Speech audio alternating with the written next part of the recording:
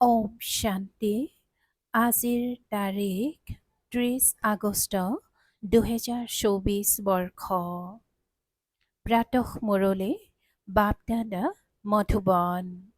আজিৰ পিতাৰ অমৃতবাণী হৈছে, মৰমৰ সন্তানসকল, তোমালোক আনন্দিত হোৱা উচিত যে দুখ হৰণ কৰোঁতা বাবাই আমাক সুখধামলৈ লৈ যাব আহিছে। আমি স্বৰ্গৰ ৰাজকুমাৰ ৰাজকুমাৰী হ'মগৈ। আৰু আজিৰ প্ৰশ্ন, সন্তানসকলৰ কোনটো স্থিতি দেখি পিতাৰ চিন্তা নহয় কিয়? সন্তানসকলৰ কোনটো স্থিতি দেখি পিতাৰ চিন্তা নহয় কিয়? পিতাই উত্তৰত কৈছে, কোনো কোনো সন্তান অতি উত্তম সুবাসিত ফুল, কাৰোবাৰ আকৌ অলপো সুবাস নাই। কাৰোবাৰ অৱস্থা বহুত ভাল হৈ থাকে, কোনোবা মায়াৰ ধুমুহাত পৰাজিত হৈ যায়।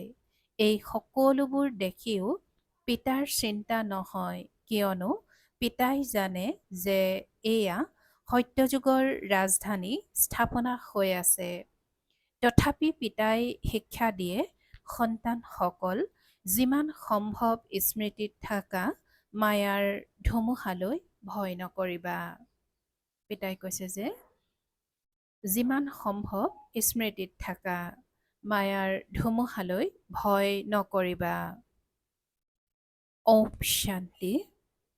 অতিকৈ মৰমীয়াল বেসদৰ পিতাই মৰমৰ সন্তানসকলক বহি বুজায়। এয়াতো বুজি পোৱা নহয় যে পিতা অতিকৈ মৰমীয়াল। আকৌ শিক্ষা দিওঁতা শিক্ষকো অতি মৰমীয়াল। তোমালোক যেতিয়া ইয়াত বহা এইটো স্মৃতিত থকা উচিত যে বাবা অতিকৈ মৰমীয়াল। পিতাই কৈছে যে তোমালোক যেতিয়া ইয়াত বহা এইটো স্মৃতিত থকা উচিত যে বাবা অতিকৈ মৰমীয়াল। তেওঁৰ পৰা স্বৰ্গৰ উত্তৰাধিকাৰ পোৱা যায়। ইয়াত বেশ্যালয়ত বহি আছা। কিমান মৰমীয়াল পিতা, সেই আনন্দ অন্তৰত থকা উচিত। পিতা হৈছে আমাক আধাকল্পৰ বাবে সুখধামলৈ লৈ যাওঁতা, দুখ হৰণ কৰোঁতা। এফালেতো এনেকুৱা পিতা, আকৌ বাবা শিক্ষকো হয়। আমাক গোটেই সৃষ্টিচক্ৰৰ ৰহস্য বুজায়, যিটো আৰু অন্য কোনেও বুজাব নোৱাৰে। এই চক্ৰ কেনেকৈ ঘূৰে, 84 জন্ম কেনেকৈ পাৰ হয়, এয়া সকলো এটা টিলিকতে বুজাই দিয়ে। আকৌ লগত লৈও যাব, ইয়াততো থাকিব নালাগে। সকলো আত্মাক লগত লৈ যাব। বাকী কেইটামান দিন আছে, কোৱাও হয় বহুত গ'ল, অলপ বাকী আছে। অলপ সময়হে বাকী আছে, সেইকাৰণে শীঘ্ৰতাৰে মোক স্মৰণ কৰা, তেতিয়া তোমালোকৰ জন্ম জন্মান্তৰৰ পাপৰ বোজা যি জমা হৈ আছে সেয়া আঁতৰ হ'ব। মায়াৰ যুদ্ধ চলি থাকে। তোমালোকে মোক স্মৰণ কৰিলে মায়াই স্মৰণ কৰাৰ পৰা আঁতৰাই দিব। এয়াও বাবাই শুনাই দিয়ে, সেইকাৰণে কেতিয়াও চিন্তা নকৰিবা। পিতাই কৈছে যে মায়াৰ যুদ্ধ চলি থাকে। তোমালোকে মোক স্মৰণ কৰিলে মায়াই স্মৰণ কৰাৰ পৰা আঁতৰাই দিব। এয়াও বাবাই শুনাই দিয়ে, সেইকাৰণে কেতিয়াও চিন্তা নকৰিবা। যিমানেই সংকল্প বিকল্প ধুমুহা নাহক, গোটেই ৰাতি সংকল্পৰ বাবে টোপনি নাহিলেও ভয় নকৰিবা, বাহাদুৰ হৈ থাকিবা। বাবাই কৈ দিয়ে, এয়া নিশ্চয় আহিব, স্বপ্নও আহিব। এই সকলো কথাত ভয় কৰিব নালাগে। যুদ্ধক্ষেত্ৰ নহয় জানো, এয়া সকলো বিনাশ হৈ যাব। পিতাই কৈছে যে এয়া সকলো বিনাশ হৈ যাব। তোমালোকে যুদ্ধ কৰা মায়াৰ ওপৰত জয়ী হ'বলৈ। বাকী ইয়াত কোনো শ্বাস প্ৰশ্বাস বন্ধ কৰিব নালাগে। আত্মা যেতিয়া শৰীৰত থাকে তেতিয়া শ্বাস প্ৰশ্বাস চলি থাকে। ইয়াত শ্বাস প্ৰশ্বাস আদি বন্ধ কৰাৰ কোনো চেষ্টা কৰিব নালাগে। সহযোগ আদিত কিমান কষ্ট কৰে। বাবাৰ অনুভৱ আছে, অলপ অলপ শিকিছে। পিতাই কৈছে যে অলপ অলপ শিকিছিল, কিন্তু আজিও পিতাই কৈছে যে বাবাৰ অনুভৱ আছে, অলপ অলপ শিকিছিল, কিন্তু আজৰিও লাগিব নহয়। যেনেকৈ আজিকালি তোমালোকক কয় যে জ্ঞানটো ভাল, কিন্তু আজৰি ক'ত? ইমান কাৰখানা আছে, এয়া আছে। তোমালোকক পিতাই কয়, মৰমৰ সন্তানসকল, এফালে পিতাক স্মৰণ কৰা আৰু আনফালে চক্ৰক স্মৰণ কৰা। বছ, এইটো জানো কঠিন? সত্যযুগ ত্ৰেতাত এওঁলোকৰ ৰাজ্য আছিল, তাৰ পাছত ইছলামী, বৌদ্ধি আদিৰ বৃদ্ধি হৈ গ'ল। তেওঁলোকে নিজৰ ধৰ্মক পাহৰি গ'ল। পিতাই কৈছে যে সত্যযুগ ত্ৰেতাত এওঁলোকৰ ৰাজ্য আছিল, তাৰ পাছত ইছলামী, বৌদ্ধি আদিৰ বৃদ্ধি হৈ গ'ল। তেওঁলোকে নিজৰ ধৰ্মক পাহৰি গ'ল। নিজক দেৱী দেৱতা বুলি ক'ব নোৱাৰে, কিয়নো অপবিত্ৰ হৈ গ'ল। দেৱতাসকলটো পবিত্ৰ আছিল। ড্ৰামাৰ পৰিকল্পনা অনুসৰি তেওঁলোকে আকৌ হিন্দু বুলি ক'বলৈ আৰম্ভ কৰি দিয়ে। বাস্তৱত হিন্দু ধৰ্মটো নাই, হিন্দুস্তান নাম পাছত দিয়া হৈছে, আচল নাম হৈছে ভাৰত। এনেকৈ কোৱা হয়, ভাৰত মাতাসকলৰ জয়। হিন্দুস্তানৰ মাতাসকলৰ বুলি জানো কয়। ভাৰততেই এই দেৱতাসকলৰ ৰাজ্য আছিল। ভাৰতৰে মহিমা গায়। গতিকে পিতাই সন্তানসকলক শিকাই আছে, পিতাক কেনেকৈ স্মৰণ কৰিব লাগে। পিতা আহিছে ঘৰলৈ লৈ যাবলৈ কাক? আত্মাসকলক। তোমালোকে যিমানেই পিতাক স্মৰণ কৰা, সিমানেই তোমালোক পবিত্ৰ হোৱা। পবিত্ৰ হৈ গ'লে তেতিয়া শাস্তিও খাবলগীয়া নহ'ব। যদি শাস্তি খাবলগীয়া হয়, তেন্তে পদ কম হৈ যাব। সেইকাৰণে যিমানেই স্মৰণ কৰিবা, সিমানেই বিকৰ্ম বিনাশ হৈ থাকিব। বহুত সন্তান আছে যিয়ে স্মৰণ কৰিব নোৱাৰে, বিৰক্ত হৈ এৰি দিয়ে, যুদ্ধই নকৰে। এনেকুৱাও আছে, বুজি পোৱা যায় যে ৰাজধানী স্থাপনা হ'ব লাগে, অনুতীৰ্ণও বহুত হ'ব, গতিকে প্ৰজাও লাগে নহয়। যদিও তাত দুখ নাথাকে, কিন্তু চহকী আৰু গৰীবটো যিকোনো পৰিস্থিতিতেই থাকিব। এয়া হৈছে কলিযুগ। ইয়াত চহকী বা গৰীব দুয়োৱে দুখ ভোগে। তাত দুয়ো সুখত থাকে, কিন্তু গৰীব আৰু চহকীৰ অনুভূতি থাকিব। দুখৰ নাম নাথাকিব, বাকী ক্ৰমানুসৰিতো হয়। কোনো ৰোগ নহয়, আয়ুসো বহুত দীঘলীয়া হয়। এই দুখধামক পাহৰি যায়, সত্যযুগত তোমালোকৰ দুখৰ স্মৃতিয়ে নাথাকিব। দুখধাম আৰু সুখধামৰ স্মৃতি এতিয়া পিতাই সোঁৱৰাই দিয়ে। মনুষ্যই কয়, স্বৰ্গ আছিল, কিন্তু কেতিয়া আছিল? এনেকুৱা পিতাই কৈছে যে মনুষ্যই কয় যে স্বৰ্গ আছিল, কিন্তু কেতিয়া আছিল আৰু কেনেকুৱা আছিল একো নাজানে। লাখ লাখ বছৰৰ কথাটো কাৰো স্মৃতিত আহিব নোৱাৰে। পিতাই কয়, কালি তোমালোকৰ সুখ আছিল আৰু কাইলৈ আকৌ হ'ব। গতিকে ইয়াত বহি ফুলবোৰক চাই, এওঁ ভাল ফুল, এওঁ এনেধৰণৰ পৰিশ্ৰম কৰে। এওঁৰ স্থিৰতা নাই, এওঁ পাথৰ বুদ্ধিৰ। পিতাৰ কোনো কথাৰ চিন্তা নাথাকে। অৱশ্যে হয়, বুজি পায় যে সন্তানসকল সোনকালে পঢ়ি চহকী হৈ যাওক। পঢ়ুৱাবও লাগে। সন্তানটো সলা, কিন্তু শীঘ্ৰতাৰে পঢ়ি বুদ্ধিমান খোৱা। আৰু সেয়াও কিমানলৈকে পঢ়ে আৰু পঢ়ায়। কেনেকুৱা ফুল? এয়া পিতাই বহি প্ৰত্যক্ষ কৰে, কিয়নো এয়া হৈছে শ্ৰোতন্য ফুলৰ বাগিচা। ফুলবোৰ দেখিলেও কিমান আনন্দিত হোৱা যায়। সন্তানসকলে নিজেও বুজি পায় যে বাবাই স্বৰ্গৰ উত্তৰাধিকাৰ দিয়ে। পিতাক স্মৰণ কৰি থাকিলে তেতিয়া পাপ খণ্ডন হৈ গৈ থাকিব, নহ'লে শাস্তি খাই পাছত পদ পাব। তাক কোৱা হয় শাস্তি খোৱাৰ পাছত ৰুটি। পিতাক এনেকৈ স্মৰণ কৰা যাতে জন্ম জন্মান্তৰৰ পাপ খণ্ডন হৈ যায়।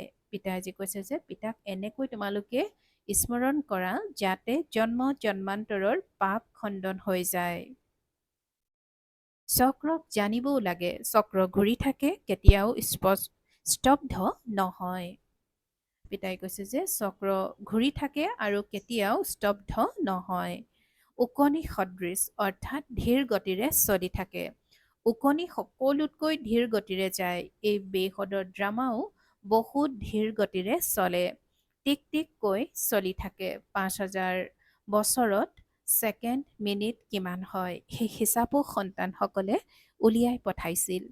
লাখ লাখ বছৰৰ কথা হ'লে কোনেও হিচাপ উলিয়াব নোৱাৰে। ইয়াত পিতা আৰু সন্তানসকল বহি আছে। পিতাই এজন এজনক বহি প্ৰত্যক্ষ কৰে। এওঁ বাবাক কিমান স্মৰণ কৰে আৰু কিমান জ্ঞান ধাৰণ কৰিছে, অন্যক কিমান বুজাইছে। হওঁতে বহুত সহজ কেৱল পিতাৰ পৰিচয় দিয়া। বেজটো সন্তানসকলৰ লগত আছেই। কোৱা এওঁ হৈছে শিৱ বাবা। কাশীলৈ গ'লেও শিৱ বাবা বুলি স্মৰণ কৰে আৰু চিঞৰি থাকে।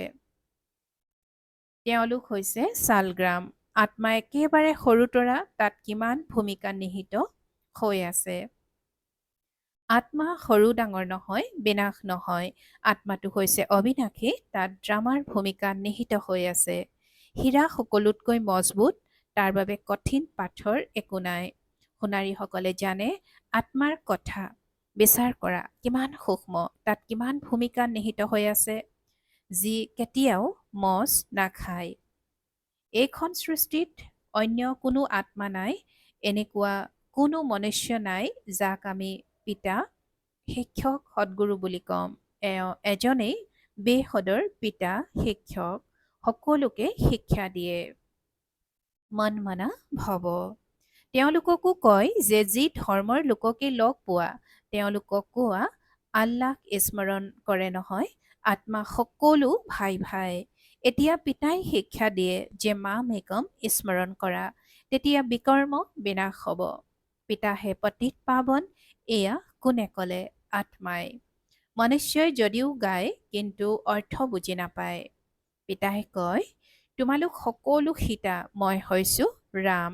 সকলো ভক্তৰ সদ্গতিদাতা হৈছো মই। সকলোৰে সদ্গতি কৰি দিয়ে। বাকী সকলো মুক্তিধামলৈ গুচি যায়। সত্য যুগত অন্য কোনো ধৰ্ম নাথাকে। পিতাই কৈছে যে সত্য যুগত অন্য কোনো ধৰ্ম নাথাকে। কেৱল আমিয়েই থাকোঁ, কিয়নো আমিয়েই পিতাৰ পৰা উত্তৰাধিকাৰ লওঁ। ইয়াততো চোৱা কিমান অনেক মন্দিৰ আছে, কিমান বিশাল সৃষ্টি, কি কি বস্তু আছে। তাততো এইবোৰ একোৱেই নাথাকিব, কেৱল ভাৰতেই থাকিব। এই ৰেল আদিও নাথাকিব। এয়া সকলো নাশ হৈ যাব। তাত ৰেলৰ দৰকাৰেই নাই। সৰু নগৰ হ'ব। ৰেলটো দূৰ দূৰণিৰ গাঁও আদিলৈ যাবৰ কাৰণে লাগে। বাবাই সজীৱ কৰাই আছে ভিন্ন ভিন্ন সাৰ কথা সন্তানসকলৰ বাবে বুজাই থাকে। ইয়াত বহি আছা, বুদ্ধিত গোটেই জ্ঞান আছে। যেনেকৈ পৰমপিতা পৰমাত্মাত সমস্ত জ্ঞান ভৰপূৰ হৈ আছে, যি তোমালোকক বুজাই থাকে। উচ্চতকৈও উচ্চ শান্তিধামত নিবাস কৰোতা। শান্তিৰ সাগৰ হৈছে পিতা। আমি আত্মা সকলো সেইখন মৰমৰ ঘৰৰে নিবাসী। শান্তিৰ কাৰণে মনুষ্যই কিমান মগজ খটুৱাই থাকে। সাধু লোকসকলেও কয় মনৰ শান্তি কেনেকৈ পোৱা যাব, কি কি যুক্তি ৰচনা কৰে, গায়ন কৰা হয়। আত্মাটো হৈছে মনৰ বুদ্ধিৰ সহিত, আত্মাটো হৈছে মন বুদ্ধিৰ সহিত। আত্মাৰ স্বধৰ্মই হৈছে শান্তি। মুখেই নাই, কৰ্মেন্দ্ৰিয়ই নাই, তেন্তে নিশ্চয় শান্তই হ'ব। আমাৰ অৰ্থাৎ আত্মাসকলৰ নিবাসস্থান হৈছে মৰমৰ ঘৰ, য'ত একেবাৰে শান্তি বিৰাজ কৰি থাকে। পুনৰ তাৰ পৰা আমি প্ৰথমে সুখধামলৈ আহোঁ। এতিয়াতো এই দুখধামৰ পৰা সুখধামলৈ স্থানান্তৰ হওঁ। পিতাই পবিত্ৰ কৰি আছে। কিমান বিশাল সৃষ্টি, ইমান জংঘল আদি তাত নাথাকিব। ইমান পাহাৰ আদি একোৱেই নাথাকিব। আমাৰ ৰাজধানী হ'ব। যেনেকৈ স্বৰ্গৰ সৰু আৰ্হি তৈয়াৰ কৰা হয়, তেনেকুৱা সৰু স্বৰ্গ হ'ব। কি হ'বগৈ? চমৎকাৰ চোৱা, কিমান বিশাল সৃষ্টি। ইয়াততো সকলোৱে পৰস্পৰ কাজিয়া কৰি থাকে। আকৌ এই গোটেই সৃষ্টিখনেই নাশ হৈ যাব। বাকী আমাৰ ৰাজ্য থাকিব। এই সকলোবোৰ নাশ হোৱাৰ পাছত এইবোৰ কলৈ যাব? সমুদ্ৰ আৰু মাটিৰ তলত গুচি যাব।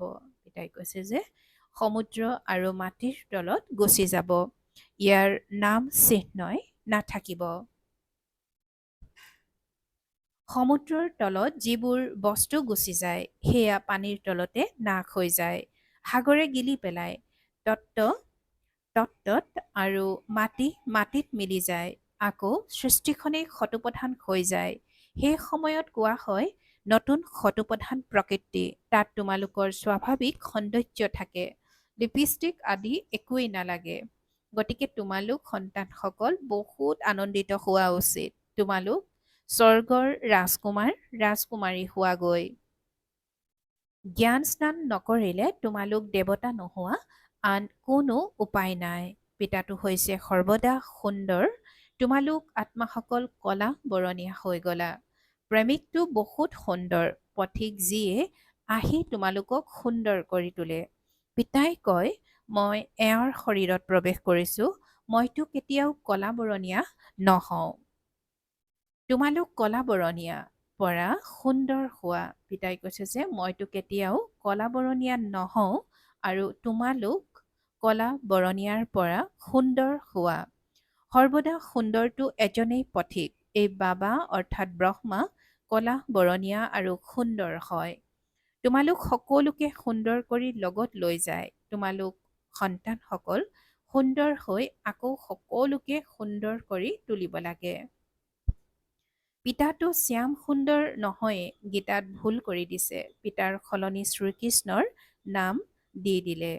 ইয়াকেই একমাত্ৰ ভুল বুলি কোৱা হয়। সমগ্ৰ বিশ্বক সুন্দৰ কৰি তোলোতা শিৱ বাবা, তেওঁৰ সলনি যিজন স্বৰ্গৰ প্ৰথম নম্বৰত সুন্দৰ হৈ গৈ তেওঁৰ নাম দি দিলে। এয়া জানো কোনোবাই বুজি পায়? ভাৰত আকৌ সুন্দৰ হ'বগৈ। তেওঁলোকেতো ভাবে 40,000 বছৰ পাছত স্বৰ্গ হ'ব আৰু তোমালোকে কোৱা গোটেই কল্পই হৈছে 5,000 বছৰৰ। গতিকে পিতাই আত্মাসকলৰ লগত কথা পাতে। পিতাই কয় মই আধা কল্পৰ প্ৰেমিক। তোমালোকে মোক আহ্বান জনাই আহিছা। হে পতিত পাৱন আহক, আহি আমাক আত্মাসকলক প্ৰেমিকসকলক পাৱন কৰি তোলক। গতিকে তেওঁৰ মতত চলিব লাগে, পৰিশ্ৰম কৰিব লাগে। পিতাই এনেকৈ নকয় যে তোমালোকে পেছাগত কাম কাজ আদি নকৰিবা। পিতাই এনেকৈ নকয় যে তোমালোকে পেছাগত কাম কাজ আদি নকৰিবা। নহয়, সেয়া সকলো কৰিব লাগে। গৃহস্থালীত থাকি সন্তান সন্ততিৰ তত্বাৱধান লৈ কেৱল নিজক আত্মা বুলি বুজি মোক স্মৰণ কৰা, কিয়নো মই হৈছোঁ পতিত পাৱন। ল'ৰা ছোৱালীৰ তত্বাৱধান অৱশ্যে লোৱা, বাকী এতিয়া ল'ৰা ছোৱালী জন্ম নিদিবা, নহ'লে সিহঁত স্মৃতিলৈ আহি থাকিব। এই সকলোবোৰ থকা সত্ত্বেও সেয়া পাহৰি যাব লাগে। তোমালোকে যি দেখা সেয়া সকলো নাশ হৈ যাব। শৰীৰ শেষ হৈ যাব। পিতাৰ স্মৃতিৰে আত্মা পবিত্ৰ হৈ গ'লে তেতিয়া শৰীৰো নতুন পাবা। এয়া হৈছে বেহদৰ সন্ন্যাস। পিতাই নতুন ঘৰ সজায়। গতিকে পুৰণি ঘৰৰ পৰা অন্তৰৰ আকৰ্ষণ আঁতৰাই যায়। স্বৰ্গত কি নাথাকিব? অপাৰ সুখ থাকে। স্বৰ্গটো ইয়াতেই হয়। দেলৱাৰা মন্দিৰো পুৰা স্মাৰক আছে। পিতাই কৈছে যে দেলৱাৰা মন্দিৰো পুৰা স্মাৰক আছে। তলত তপস্যা কৰি আছে, তেনেহ'লে স্বৰ্গ ক'ত দেখুৱাব? তেওঁলোকে আকৌ ছাদত দেখুৱাই দিলে। তলত ৰাজযোগৰ তপস্যা কৰি আছে আৰু ওপৰত ৰাজ্য পদ। কিমান সুন্দৰ মন্দিৰ। ওপৰত আছে অচল ঘৰ, সোণৰ মূৰ্তি আছে। তাৰো ওপৰত আছে গুৰু শিষ্যৰ। গুৰু আটাইতকৈ ওপৰত বহি আছে। উচ্চতকৈও উচ্চ হৈছে সদগুৰু। পিতাই কৈছে যে উচ্চতকৈও উচ্চ হৈছে সদগুৰু। আকৌ মাজত স্বৰ্গ দেখুৱাইছে। গতিকে এই দেলৱাৰা মন্দিৰ পুৰা স্মাৰক আছে। পিতাই কৈছে যে গতিকে দেলৱাৰা মন্দিৰৰ পুৰা স্মাৰক আছে। ৰাজযোগ তোমালোকে শিকা, আকৌ ইয়াতেই স্বৰ্গ হ'ব। দেৱতাসকল ইয়াতে আছিল নহয়, কিন্তু তেওঁলোকৰ কাৰণে পাৱন সৃষ্টি এতিয়া স্থাপনা হৈ আছে। ভাল বাৰু। অতি মৰমৰ কল্পৰ পাছত পুনৰাই মিলিত হোৱা সন্তানসকলৰ প্ৰতি মাতা পিতা বাপ দাদাৰ স্নেহপূৰ্ণ স্মৰণ আৰু সুপ্ৰভাত। আত্মিক পিতাৰ আত্মিক সন্তানসকলক নমস্কাৰ। আৰু আত্মিক সন্তানসকলৰ আত্মিক মাত পিতা আৰু বাপ দাদাৰ প্ৰতি স্নেহপূৰ্ণ স্মৰণ আৰু সুপ্ৰভাত আৰু নমস্কাৰ নমস্কাৰ নমস্কাৰ। আৰু আজিৰ ধাৰণাৰ বাবে মুখ্য সাৰ প্ৰথমতে। এই দুচকুৰে সকলো দেখিও ইয়াক পাহৰাৰ অভ্যাস কৰিব লাগে। পিতাই আজি কৈছে যে এই দুচকুৰে সকলো দেখিও ইয়াক পাহৰাৰ অভ্যাস কৰিব লাগে। পুৰণি ঘৰ সৃষ্টিৰ পৰা অন্তৰৰ আকৰ্ষণ আঁতৰাই দিব লাগে। নতুন ঘৰক স্মৃতিত ৰাখিব লাগে। দ্বিতীয়তে, জ্ঞান স্নান কৰি সুন্দৰ ৰাজকুমাৰ ৰাজকুমাৰী হ'ব লাগে। যেনেকৈ পিতা সুন্দৰ বগা পথিক, তেনেকৈ তেওঁৰ স্মৃতিৰ দ্বাৰা কলাৰ অৰ্থাৎ পতিতৰ পৰা পাৱন অৰ্থাৎ বগা হ'ব লাগে। মায়াৰ যুদ্ধলৈ ভয় কৰিব নালাগে। বিজয়ী হৈ দেখুৱাব লাগে। আৰু আজিৰ বৰদান। মহাদানী হৈ উদাৰ অন্তৰেৰে আনন্দৰূপী সম্পদ বিলাওঁতা মাষ্টাৰ দয়াশীল হোৱা। মহাদানী হৈ উদাৰ অন্তৰেৰে আনন্দৰূপী সম্পদ বিলাওঁতা মাষ্টাৰ দয়াশীল হোৱা। আৰু আজিৰ বৰদানৰ ব্যাখ্যা। মনুষ্যই অল্পকালৰ আনন্দ প্ৰাপ্তিৰ বাবে কিমান সময় আৰু ধন খৰচ কৰে, তথাপিও সঁচা আনন্দ নাপায়। এনেকৈ আৱশ্যকতাৰ সময়ত তোমালোক আত্মাসকলে মহাদানী হৈ উদাৰ অন্তৰেৰে আনন্দ দান কৰিব লাগে।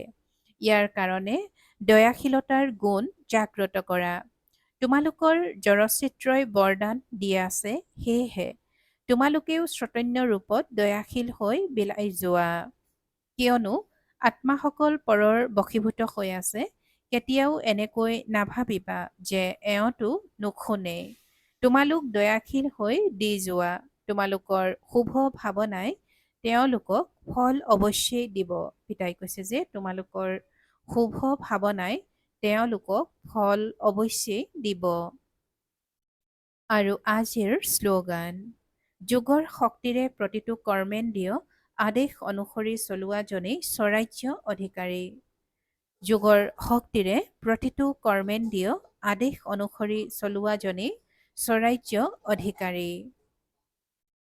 ওম শান্তি। প্ৰীতি বুদ্ধিৰ হৈ বিজয়ী ৰত্ন হ'বৰ কাৰণে আজিৰ অব্যক্ত সংকেত।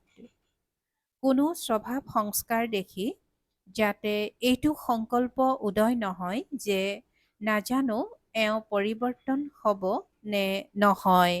নিৰাশাক সদাকালৰ বাবে আশালৈ পৰিৱৰ্তন কৰি দিয়া। নিৰাশাক সদাকালৰ বাবে আশালৈ পৰিৱৰ্তন কৰি দিয়া। নিশ্চয়তা অটুট থাকিলে বিজয়ো সদায় আছে। নিশ্চয়তাত যেতিয়া কিয় কি আহি যায়, তেতিয়া বিজয় অৰ্থাৎ প্ৰাপ্তিটো কিবা নহয় কিবা কম হৈ যায়। সেয়েহে সদায় আশাবাদী, সদায় বিজয়ী হোৱা আৰু বিজয়ী কৰি তোলা। ওম শান্তি।